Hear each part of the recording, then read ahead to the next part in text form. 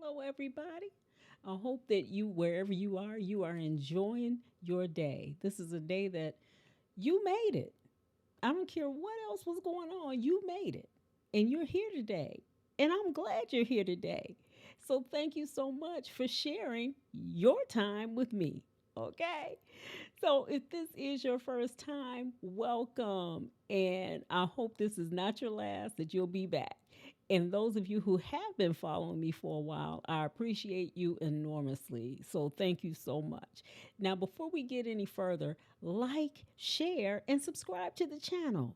It really does help with everything that I do, and it really does help, bring it to more people. So please like, share, and subscribe to the channel. So I just want to give you a quick update about something that has happened over the past couple of days.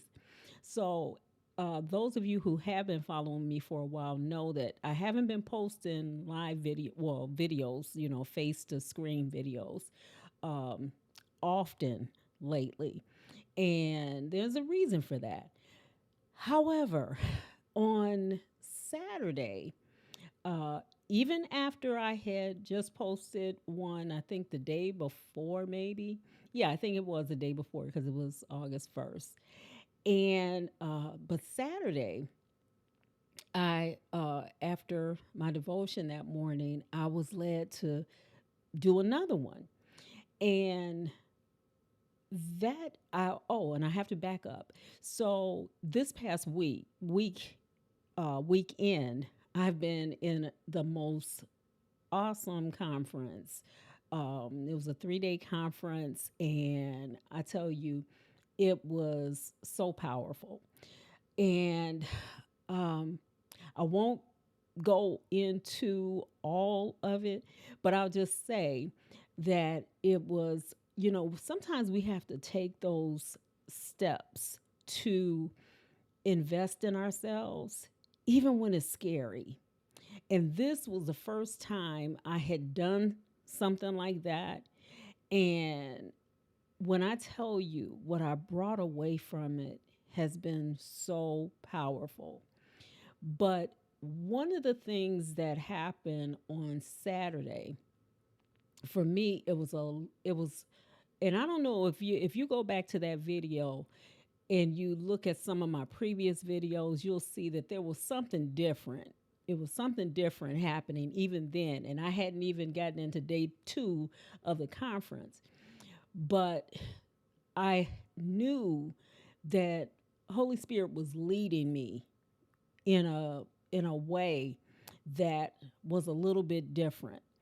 And so, fast forward, I did the video, and I knew I had a small block of time to do it because the conference was going to be starting in just a couple hours after I did it. So I didn't do any of the video editing and all of that I normally do because I knew I didn't have the time to do it. So fast forward, we get through the conference that day, and it was amazing. And late that night, as I'm going through what I had absorbed during the day, and we're messaging different people in the group back and forth, and just so much going on. Just everything was just high, high, high. But late that night, right before I got ready to go to bed, I go to my video, the video that I had done that day. And as I looked, I saw that there was a comment there. And when I went to the comment, and I say this all the time in the videos, I know that I'm not for everybody, but the people that I am here for are going to hear my heart. And not only are they going to hear my heart, they're going to hear a confirmation of whatever it is they need to hear themselves. Because one of the things that I always say, and I always ask the Lord to have His way whenever I get on here, I don't take it for granted. And that's what He does. And I never know who's watching. I never know who I'm talking to. I just don't know. I'm just being obedient to what God gives me to do. So I get on there and I read the comment and I see that it's from a gentleman. And they're saying how they had basically lost their faith. And I don't know what had happened that day, but there was something going on in their lives that, they were feeling a certain kind of way. And as they share their story, as they're talking, as I'm reading their comment, I'm immediately going into prayer for them because all I know is that if a person shares that, you know, that level of vulnerability, first of all, that has to be a place where the pain or whatever is so great that it's like a purging. You know how it is when you're sick and you just have to get it out. You just got to get it out. And that's what I felt as I was reading that this person needed to get out whatever it was that they were going through. And so I started praying before I went into even responding in any way. I just started praying and asking God to just give me what to give them. And He did. Now, when I read it, this is like 11 hours after they had even responded to it. It was that late in the evening. I think by this time it might have been in the morning, the next morning when I'm reading it. But whatever the case, I responded to it as God had given me, to respond to it.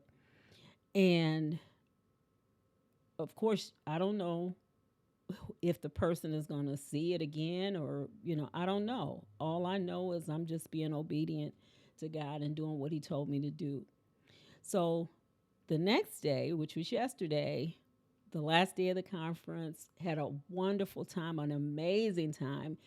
And I really forgot about it. I really did forget about what had happened earlier, actually earlier that morning, because it was that late in the morning that this was all happening. And so late again, before I go to bed, and by this time it's like this morning, I see that that person had responded to my response to them. And at that point, they're telling me, who they are. And I'm realizing that this is a young man, like the age of one of my sons. And that he's telling me how he pretty much has raised himself and just the things that he was going, just some things that he had experienced and how much it meant to him for me to respond to him. Now, first of all, and I'm going to try not to cry, but first of all, I ask God all the time to use me however He wants to use me. And when I started this channel for women like me who were going through the things that I had gone through. And I started this channel as a way to kind of share with you things that I was going through in my life um, and in hopes that it would help somebody else who was going through those same things. And keep in mind, in my mind, I'm thinking women like me. And when I realized that this is a young man he's like between the ages of two of my sons. I've got five sons, and he's like right in the middle of um, two of my sons. And as I'm reading what it meant to him, for me to respond to him, and for him to say that he's pretty much been parenting himself, having to raise himself, it was like, God, I thank you so much.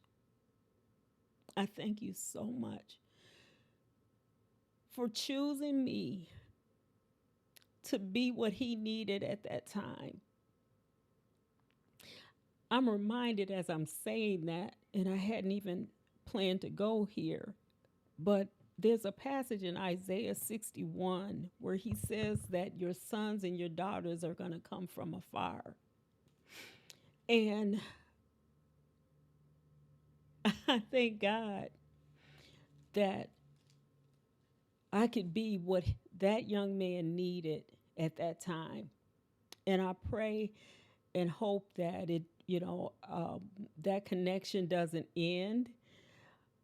And, but it's just so important. Sometimes we don't realize when we look at where we are, and and so many times we don't think that what we have is enough.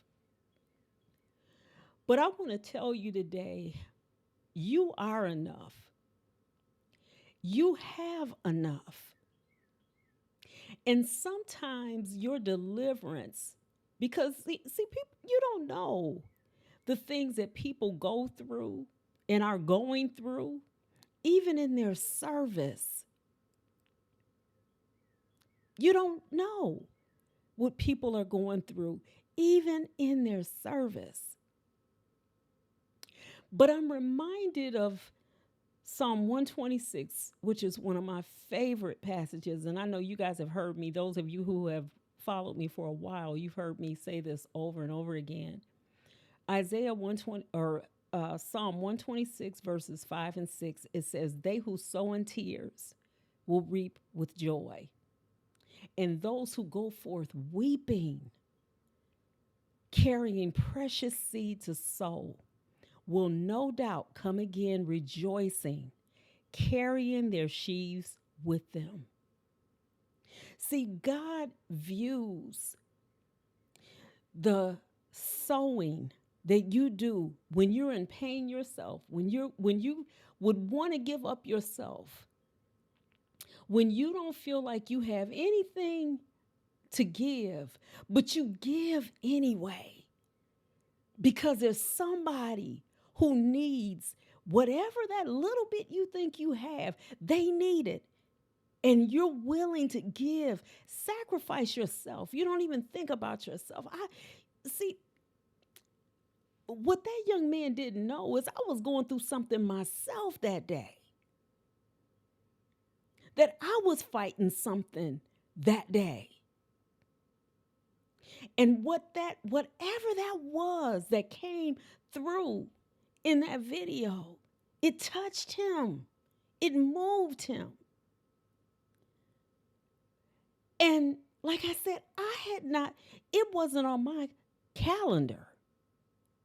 But I don't move unless God tells me to move. Sometimes I have gone out there and just did it myself. But there are other times, I try to practice not moving unless He tells me to move. And I thank God that I could be what that young man needed that day. Now, this is not about me. The reason I'm sharing that with you is because you need to know, I don't care what you are going through. I don't care what you think you don't have.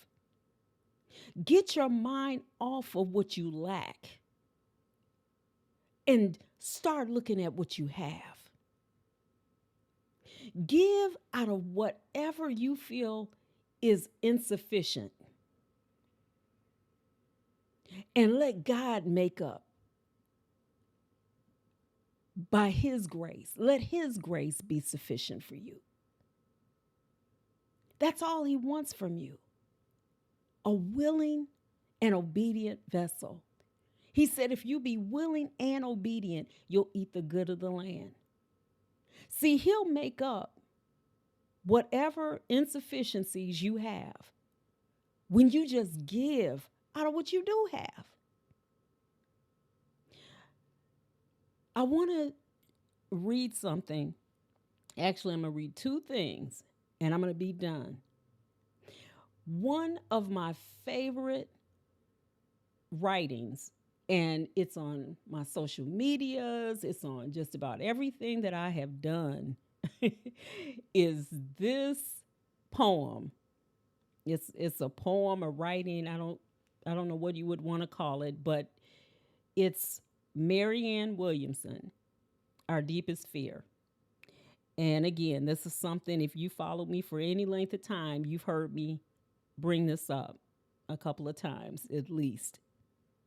But it simply says, our deepest fear is not that we're inadequate. Our deepest fear is that we are powerful beyond measure. It is our light and not our darkness that most frightens us. We ask ourselves, who am I to be brilliant, gorgeous, talented, fabulous? Actually, who are you not to be? You are a child of God. Your playing small doesn't serve the world. There's nothing enlightened about you shrinking so that others don't feel insecure around you. You were meant to shine, as children do. We're born to make manifest the glory of God that is within us. It's not just in some of us, it's in all of us. And as we let our own light shine, we unconsciously give other people permission to do the same. As we're liberated from our own fear, our presence automatically liberates others. Let me tell you, the biggest service that you can give mankind is for you to show up. Show up in the rooms you're afraid to go into. Show up in the rooms that you haven't been invited. But because He tells you to go, you go. Some people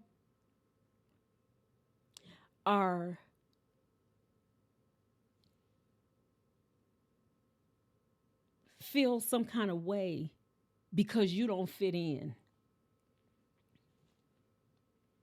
You don't fit into certain places and you felt like an outcast all your life. It's like everywhere you go, no matter what arena it is, no matter what space it is, somehow you don't fit in. The rooms seem too small for you. And people are always pushing you out of those rooms. And I submit to you that you're in the wrong rooms. If the small rooms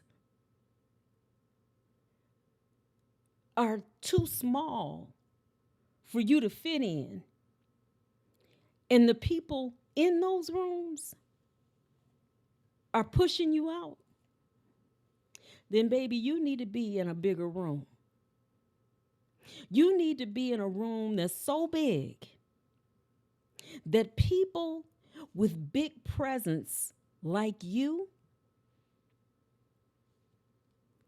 people with big presence like you are not intimidated by yours.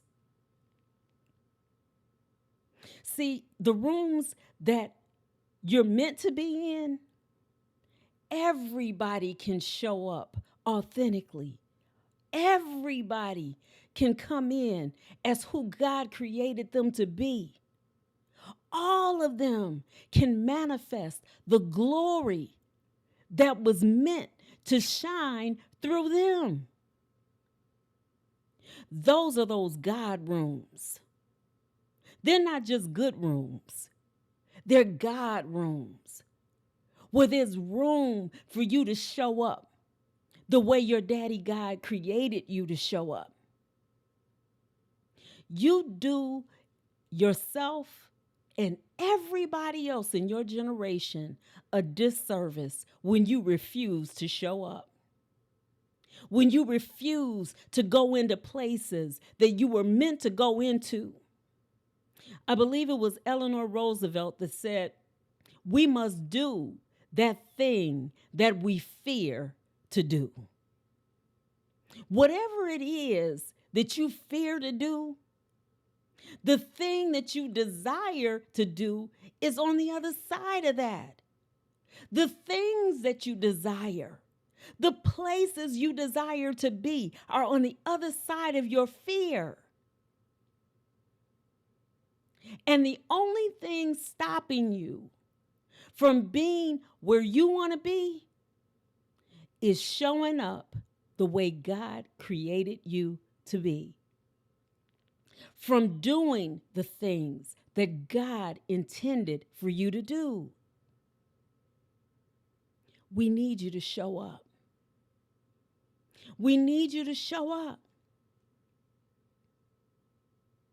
If you don't know what it is you're supposed to do, you need to get in his presence. And the thing about it, you really do know what it is that you're supposed to do. But that old foe, fear, has been keeping you from it. And that fear is not external. No, that fear is right there. It's with you all the time. It's that thing, that imposter, that every time you make up your mind that you're going to do something that's going to get you further than where you are, tells you to go back into those same old mindsets, those same old things that you did before or didn't do before, and keep you in a constant state of regret. See, those two run together. They're besties. Fear and regret. They're best friends. And they're like the two mean girls. I don't know about you, but I've had them all my life. Growing up, I had them. You know, it was those two mean girls that just had to always have something bad to say. All I had to do was just be in proximity to them and I would hear it, you know? But fear and regret. Fear will keep you from doing what you really should be doing. And then when you don't do it, regret comes in and taunts you. So they work together. But I'm here to tell you today, you're bigger than both of them. They're no match against you. Because you know who your bestie is? It's God who lives in you. And with God, all things are possible. You have no enemy. You have no adversary when you're hidden in Him. You win from the beginning. It doesn't matter what the fight looks like.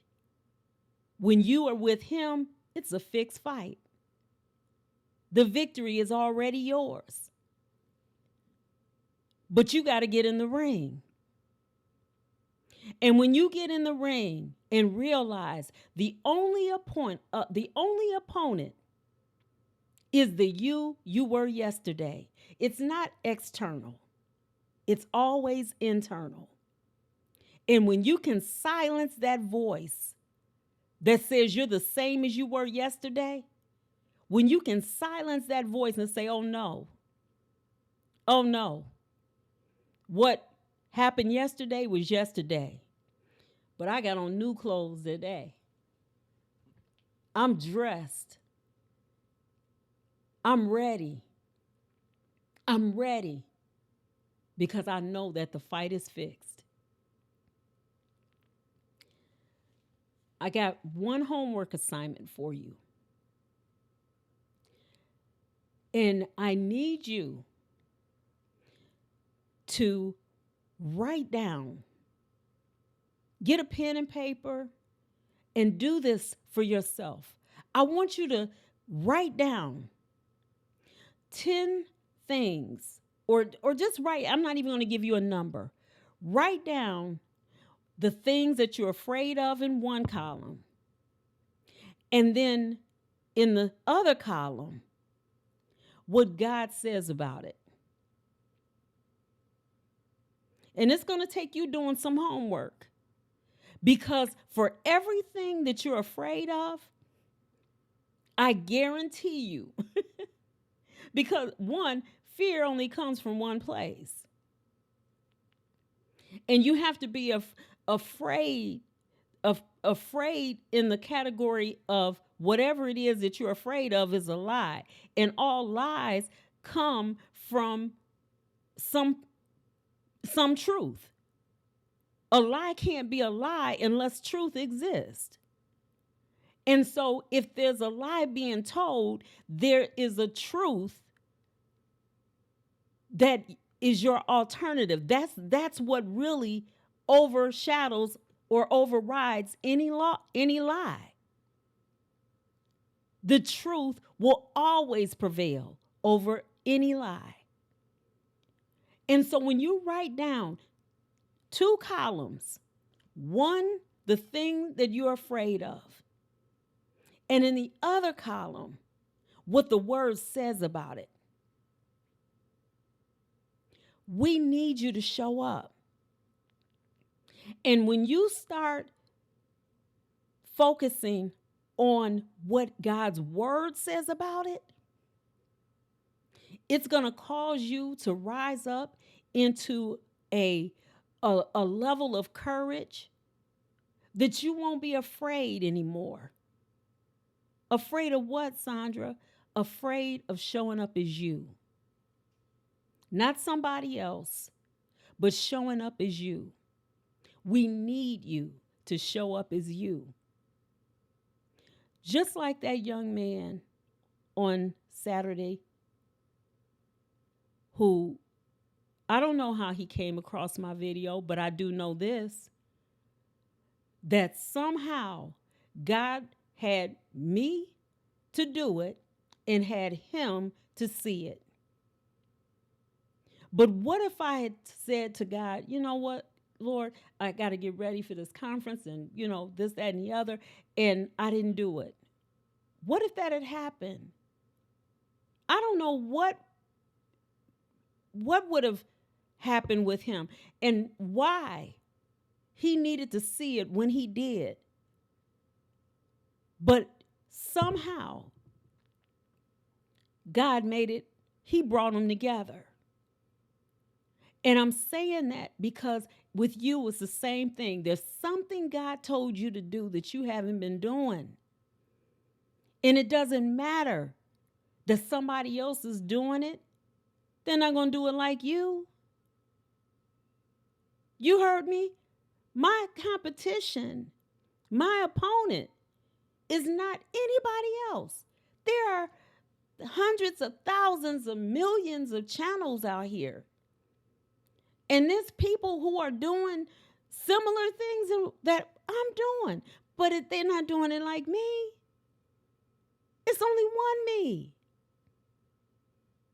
It's only one you. And there's somebody that needs to hear your story. They need to hear from you. They're not going to hear it from anybody else. They're only going to hear it from you. So you owe it to your generation. You owe it to the purpose that God has you here at this time. You could have been any place on the timeline of history, but God put you here for a reason. And we need for you to show up. And we need for you to show up authentically, who God says you are. So whatever he told you to do, write it down first of all. Write down any word that God has ever given you. Because something happens when you put pen to paper. Something happens when you write that it engraves whatever it is you wrote. It binds it. And I'm going to read this and I'm going to be done. And you all know this, or most of you know this passage. It's in Habakkuk. And it's in the 2nd chapter and in the 2nd verse. And the Lord replied, write down the revelation and make it plain on tablets so that a herald may run with it. For the revelation awaits an appointed time. It speaks of the end and will not prove false. Though it linger, wait for it.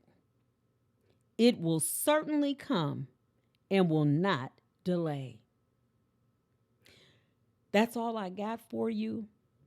I love you. I pray God's best for you. Do what he told you to do. All right? God bless you.